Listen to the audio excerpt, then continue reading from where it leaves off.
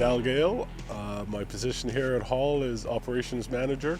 Right now we're on the Peachland project, doing roughly about 1.5 kilometers, 2 kilometers of water line. Pipe size ranges from 500 to 400, 150. So there's a new water treatment facility being completed for the treatment of the residents of Peachland, and then our component is the distribution to get it interconnected to the larger area of Peachland.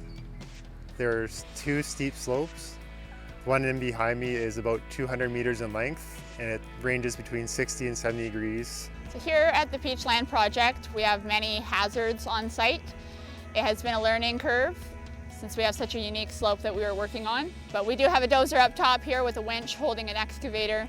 So we have an excavator that is tethered to our remote operated dozer. Very new technology. It allows one operator, the operator of the excavator, to be tethered to the dozer, and then he's in control of himself to efficiently go up and down this 60 to 70 degree slope, do the pipe installation with the crews that are here. We're right now working on some of the more challenging parts of the project here, which is the steep work aspect of the excavation going on behind me, which we have a subcontractor in doing the excavation for us, and our team installing the pipe and backfilling.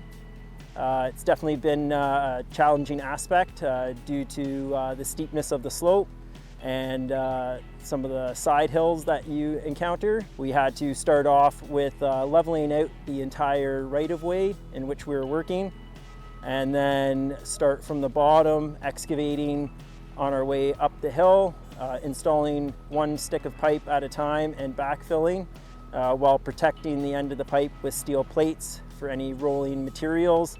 And while trying to service and place bedding has been another big challenge. So day by day, we're having to come up with different plans in order to mitigate any safety issues and make sure we meet our production values while keeping our crew as safe as possible.